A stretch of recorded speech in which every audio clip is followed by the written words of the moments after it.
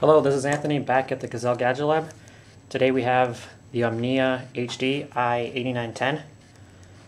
We'll be checking out this new touchscreen phone from Samsung that was just recently released. And let's take a look at some of the specs. It's a quad-band phone, HSDPA 3G. It's got a very impressive 360 by 640 pixel display. It's 3.7 inches. Pretty nice. It's an AMOLED display, so it's very bright and displays the web multimedia fantastic. This one's the 8 GB version. There's 8 GB internal option for micro SD, and it's got an impressive 600 megahertz processor with 256 megabytes of RAM. So it's pretty quick. And you can see, let's go into the menu. See, it's running Symbian 5th edition, the same one we see on the N97 and the 5800 Express Music. But however, this does have the Samsung TouchWiz 3D can be activated in the menu, which is pretty nice. And the biggest thing for this phone is obviously the 8 megapixel camera. One thing Samsung didn't include was a xenon flash.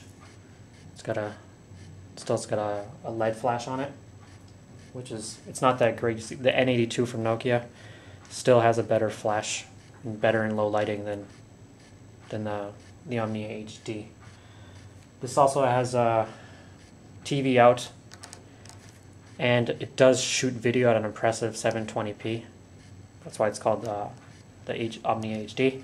It's the first phone to shoot video in HD. And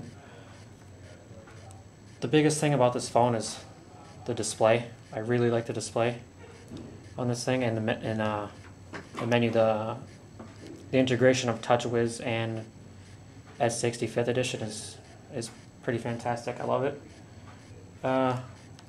One thing that I wasn't pleased with, the actual body, it's kind of cheap. Feels a little plasticky. It's a real fingerprint magnet. So we can take a look at it next to an iPhone 3G for size. See this? It's 123 by 59 by 12. So it's pretty thin. It is a little bit longer, and it does feel a little bit big in your hand, big in the pocket too. But it's pretty thin. And it's got a nice chrome trim on it, which makes it actually feel a little bit more expensive than it is. And then I'll go into the camera, so we can take a look at the viewfinder on the camera, which is pretty nice. So you can hold it down; it will focus in, and it takes pretty decent shots for 8 megapixel. I have it here next to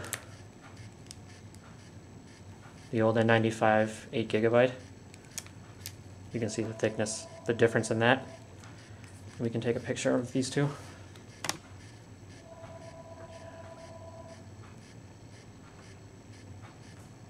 So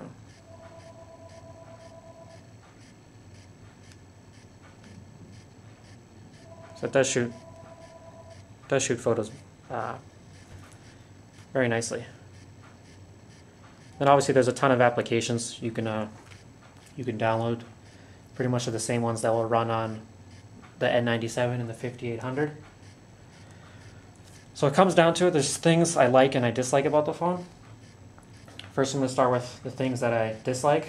First of all, there's no real camera cover, so the camera is exposed all the time, and it's pretty much the same as the N95 8 gig.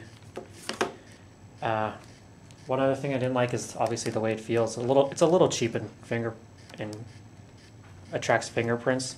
You would think for a $600 phone it would feel maybe a little bit more solid, kind of like how the Touch HD feels.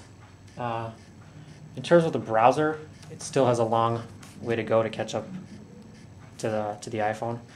I felt the same way with the N97. Just the Symbian browser is, for me, it's just not as web friendly as the iPhone yet. And the biggest disappointment is obviously no Xenon flash. So even though it's 8 megapixels, you can N82 will outperform this in the dark. And the things I like the most about this phone are obviously the screen. It's gigantic, it's bright. AMOLED, you can see it in all lighting conditions. It's great for multimedia.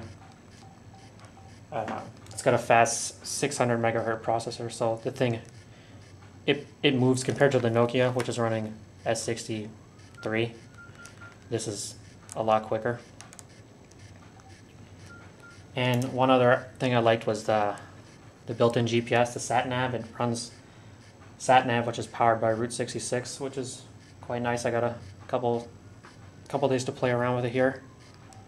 So overall, I think it's a great phone. In terms of the $599, $600 price tag, could be a little much for what you're getting, but it's very high end. It's very flashy. It does shoot that 720p. So anyone looking to capture high def video on their phone, this is pretty much the only way to go. But in terms of the 8 megapixel camera, it's good. It's just not what I expected out of a $600 phone. So once I can get a hold of the N86, we can do a comparison on the two. And that's all from the Gazelle GadgetLab. Thanks.